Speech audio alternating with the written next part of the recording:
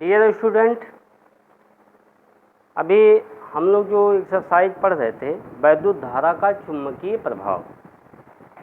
तो वैद्युत धारा का जो चुंबकीय प्रभाव है, इस लेसन में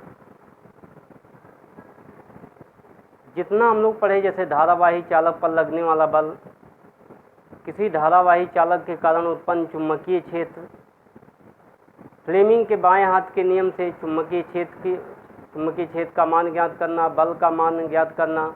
तो किसी धारावाही चालक पर लगने वाला बल का मान क्या होता है, अनंत लंबाई के तार में चुंबकीय क्षेत्र का मान क्या होगा। तो तमाम ऐसे फार्मूले दिए गए हैं एनसीईआरटी पाठ्यक्रम में। यानी एनसीईआरटी जो किताब है उसमें केवल उस एक्सरसाइज में केवल एक प्रश्न दिया गया है। तो अभ्यास के लिए आप किसी भी किताब से लगाते रहिए। जैसे आंकिक प्रश्न जो है, कोई ज़रूरी नहीं है आप एक ही किताब का जो है आप सॉल्व किए हैं। तो जब आंकिक प्रश्न लगाना हो तो बहुत ज़्यादा से ज़्यादा किताब लीजिए।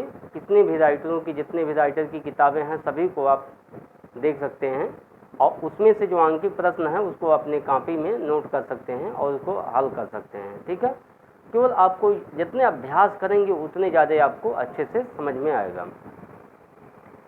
तो जैसे ये एक्सरसाइज जो है ये आपका दिया हुआ है, हाई स्कूल कक्षा 10th की ये भी किताब है। ये आपकी जो इसमें मित्तल की किताब है, इसमें जैसे एक्सरसाइज दिया है आंकिक प्रश्न, पेज नंबर 511 है। तो इसमें बहुत इजी प्रश्न पहले दिए गए हैं, अभ्यास प्रश्न।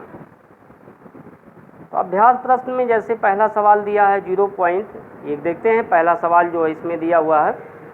ये देखिए यहाँ से, ये पहला प्रश्न जो दिया है 0.4 मीटर लंबे तार में, तो हम लिख लेते हैं पहले यहाँ पर जो मान दिया हुआ है उसको पहले हम नोट कर लेते हैं इसमें।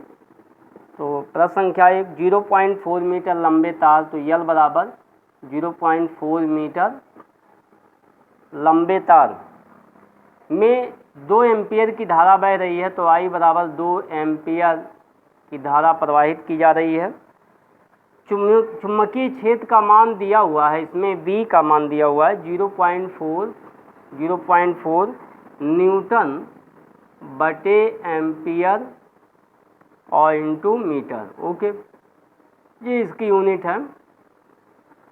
मात्रक के अनुसार जो है हम B इसको समझ लेते हैं मात्रक। जैसे चुंबकीय क्षेत्र का मात्रक न्यूटन बटे एम्पियर मीटर होता है, तो ये B दिया है, चुंबकीय क्षेत्र का मान दिया है।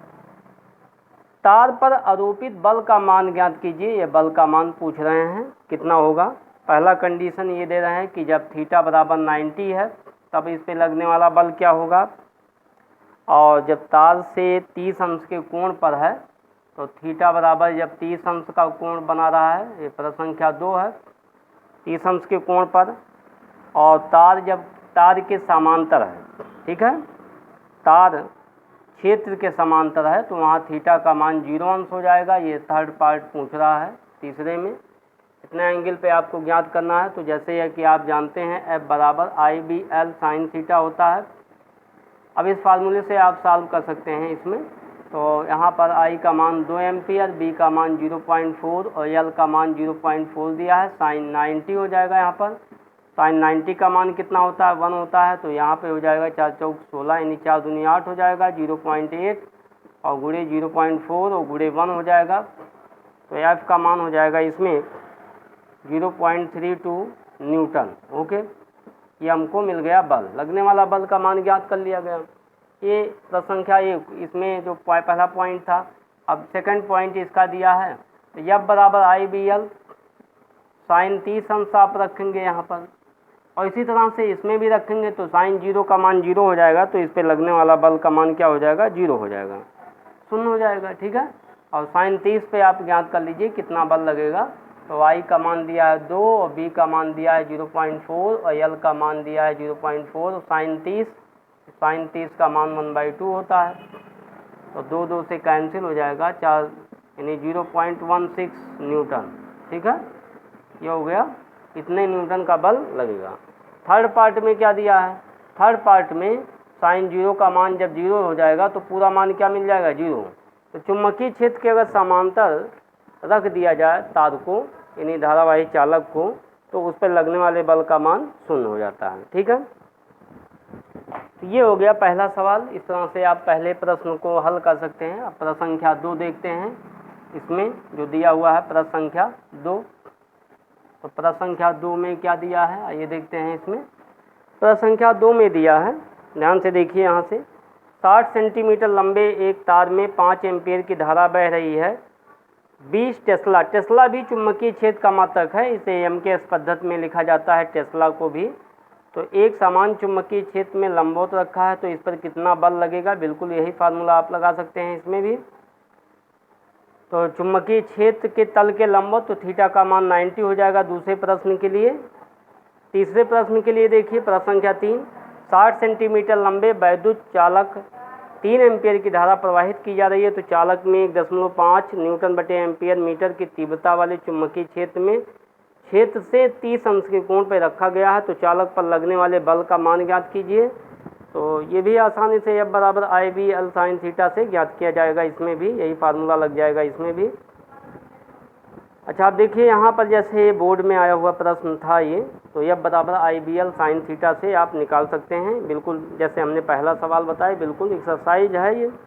एक्सरसाइज के दौरान जो है इसमें एक ही तरह से प्रश्न दिए हैं, तो इन्हीं 5 नंबर तक आप आसानी से लगा सकते हैं। 5 तक जो है, 5 नहीं 6वां भी प्रश्न आपसे वही पूछा जा रहा है, बल ही पूछ रहा है। प्रश्न संख्या 7 देखिए, यहाँ कुछ इसमें चुंबकीय क्षेत्र की तीव्रता पूछ रहे हैं। तो प्रश्न संख्या जो 7 में दिया हुआ है, एक लंबे सीधे तार में 20 एम्पीयर की धारा, तो I बराबर 20 एम्पीयर की धारा प्रवाहित की जा रही है। ठीक है, और तार से R बराबर 10 सेंटीमीटर की दूरी पर, 10 सेंटीमीटर, तो तुरंत इसको आप किस में बदल लेंगे, मीटर में। तो 100 से भाग करेंगे तो ये बन जाएगा मीटर में, तो हो जाएगा ये मीटर में हमने लिख दिया। सेंटीमीटर दूरी पर चुंबकीय क्षेत्र का मान ज्ञात कीजिए, B पूछ रहा है इसमें। B का मान क्या होगा, तो आपको पता होगा 2 × 10⁻⁷ I/R, ये फार्मूला होता है इसमें, 2 × 10⁻⁷। और यहाँ से आप सॉल्व कर लीजिए। I का मान दिया हुआ है 20 और बटे R का मान 10 और × 10⁻², तो यहाँ 0 से 0 कैंसिल। ठीक है, तो B का मान हो जाएगा 2 दूनी 4 और यहाँ से 2 कैंसिल हो जाएगा, 10 की घाते -5 न्यूटन बटे एम्पियर मीटर। ओके, तो ये आ गया 4 × 10⁻5 न्यूटन बटे एम्पियर मीटर आ गया यहाँ से।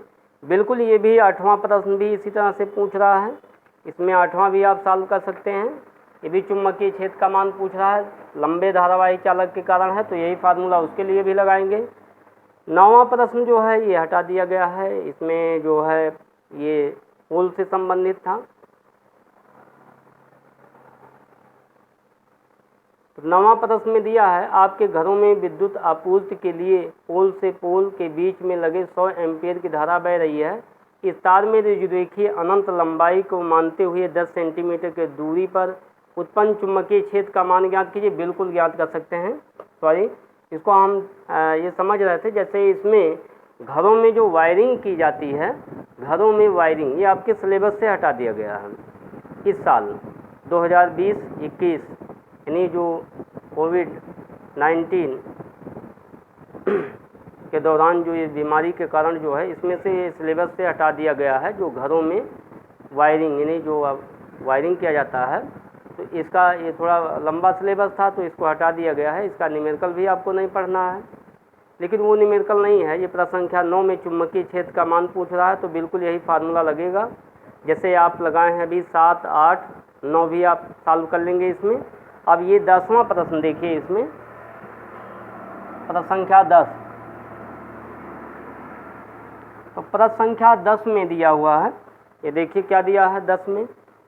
तो प्रश्न संख्या 10 में ये कह रहे हैं 100 फेरों वाली, तो n फेरों की संख्या को n से लिखा जाता है। ये 100 फेरों वाली एक क्षेत्रफल दिया हुआ है, इस क्षेत्रफल को a से लिखेंगे। इसमें 1 मीटर स्क्वायर दिया हुआ है, ध्यान दीजिए यहाँ से 1 मीटर स्क्वायर कुंडली चुंबकीय वेबर, यानी चुंबकीय क्षेत्र का मान दिया हुआ है B = 2 × 10⁻² वेबर। वेबर भी चुंबकीय क्षेत्र का मात्रक होता है, ये चुंबकीय फ्लक्स का मात्रक वेबर लिखा जाता है। तो फाई बराबर एक फार्मूला होता है फाई बी इंटू ए, ठीक है, कॉस थीटा होता है। ये फाई जो है चुंबकीय फ्लक्स है, इसको चुंबकीय फ्लक्स कहते हैं। तो यहाँ पर चुंबकीय फ्लक्स को हम फाई से लिखते हैं। तो पूछ क्या रहा है इसमें, कुंडली का तल चुंबकीय क्षेत्र के लंबवत हो, कुंडली का तल चुंबकीय क्षेत्र के लंबवत हो, तल पूछ रहा है तो चुंबकीय क्षेत्र का लंबवत होगा। तो थीटा का मान यहाँ हो जाएगा 0, थीटा का मान 0 अंश हो जाएगा इसमें। तो इसमें चुंबकीय क्षेत्र के तल के लंबवत जब रखा जाएगा तो इसमें कुंडली का तल जब क्षेत्र के लंबवत होता है, कुंडली का तल जैसे मान लेते हैं ये क्षेत्र है, ये क्षेत्र है और कुंडली का तल, तो कुंडली का तल जो है क्षेत्र के लंबवत है। तो इसमें अब जैसे ये है, ये तल हो गया क्षेत्र के लंबवत है। तो यहाँ पर जो थीटा का मान हम लोग ज्ञात करते हैं, ये जैसे कुंडली का तल हो गया। तो अब यहाँ तल में ये जो तल होता है तल, तो तल पर एक नॉर्मल खींचते हैं अभिलंब, इस अभिलंब से हम चुंबकीय क्षेत्र के बीच का कोण ज्ञात करते हैं। ध्यान दीजिए इसमें। तो यहाँ जो आपको एंगल ज्ञात करना है, ये नॉर्मल खींचा जाता है तल पर।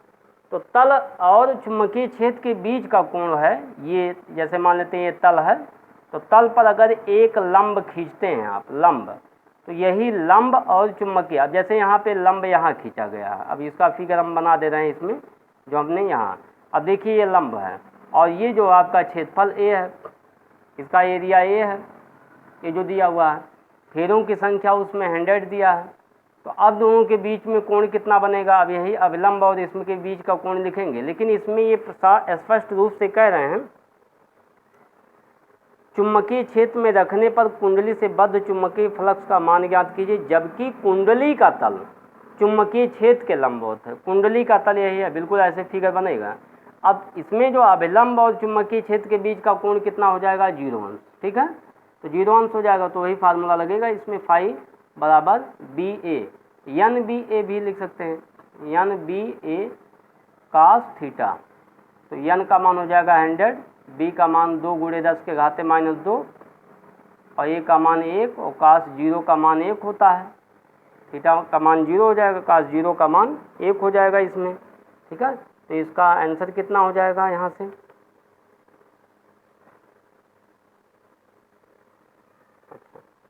तो इसमें रखने पर एक समान चुंबकीय क्षेत्र में रखने पर बद्ध चुंबकीय फ्लक्स कुंडली का तल क्षेत्र के लंबवत है।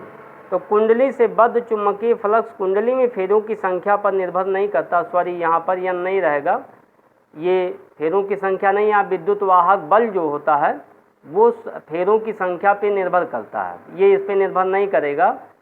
ये चुंबकीय फ्लक्स जो है केवल चुंबकीय क्षेत्र की तीव्रता और उसमें क्षेत्रफल कुंडली के निर्भर करता है। तो इसका आंसर हो जाएगा वेबर, 2 × 10⁻² वेबर हो जाएगा, वेबर होता है। ई जो है, ई निर्भर करता है, E N delta phi upon delta T होता है, ये फार्मूला है। तो विद्युत वाहक बल जो होता है वो एन पर निर्भर करता है, एन पर, कुंडली में फेरों की संख्या पर निर्भर करेगा विद्युत वाहक बल और बहने वाली धारा, लेकिन ये फाई निर्भर नहीं करेगा, फाई केवल जो है चुंबकीय क्षेत्र और ए पर निर्भर करता है, ठीक है, ओके। तो ये आपका जो प्रश्न था, इसी तरह से आपका 11, 12 और 13 नंबर भी दिया है। 13 नंबर में दिया है प्रेरित, 12 और 13 में दिया है विद्युत वाहक बल ज्ञात करने के लिए। तो आइए देखते हैं, 12, 10 और 11 आप आसानी से लगा सकते हैं इसमें भी, और 11 और 12 जो एक्सरसाइज दिया हुआ है इसको हम सॉल्व कर रहे हैं। देखिए यहाँ पर अभी हमने जो फार्मूला लिखा है, विद्युत वाहक बल ज्ञात करना, ओके। तो विद्युत वाहक बल कैसे निकालेंगे, इसमें देखिए दिया हुआ है एन, एक 50 फेरों वाली तार, ये 11 नंबर है, तो 11 लगाइए चाहे 12 लगा लीजिए। 50 फेरों वाली कुंडली से गुजरने वाले फ्लक्स में 0 पॉइंट यानी डेल्टा टी दिया हुआ है, 0.5 सेकेंड में 0.5 सेकेंड में 30 वेबर की कमी होती है, डेल्टा फाई दिया हुआ है। तो डेल्टा फाई माने कमी हो रही है, तो यहाँ पर दिया हुआ है ये कितना दिया है, 30 वेबर, ठीक है, 30 वेबर की कमी हो रही है। वेबर, 30 वेबर की कमी होती है। कुंडली से उत्पन्न प्रेरित विद्युत वाहक बल का मान ज्ञात कीजिए। आंकिक मान अगर लिखें इसमें तो ये तो नेगेटिव आएगा ही, लेकिन आंकिक मान ही हम केवल सॉल्व कर लेते हैं। तो delta phi upon delta T हो जाएगा। इसमें कमी आ रही है तो इसमें नेगेटिव आप लिख सकते हैं और माइनस माइनस प्लस हो जाएगा यहाँ पर, ऐसे भी आप सॉल्व कर सकते हैं। तो यहाँ दिया हुआ 50 और डेल्टा फाई 0.5 और बटे डेल्टा टी, सॉरी यहाँ पर दिया हुआ 30 और बटे 0.5, सॉल्व कर लीजिए इसको। तो यहाँ हो जाएगा 5 3 15 और डबल जीरो और एक जीरो और बढ़ा देंगे, 5 हो जाएगा यहाँ से, ठीक है। तो इसको सॉल्व करेंगे तो 5 3 15, तो 3 गुणे 10⁻³ वोल्ट हो जाएगा। इतना जो है प्रेरित विद्युत वाहक बल उत्पन्न करेगा। तो इसी तरह से आप 13 नंबर भी सॉल्व कर सकते हैं। अभी एक्सरसाइज में यानी इस किताब में जितने भी प्रश्न थे सब सॉल्व हो गए। और भी आप किताब मैंने और अन्य राइटरों की किताब से भी आप प्रश्न सॉल्व कर सकते हैं। ओके, नेक्स्ट अगले वीडियो में फिर आपको बताएंगे। Thank you.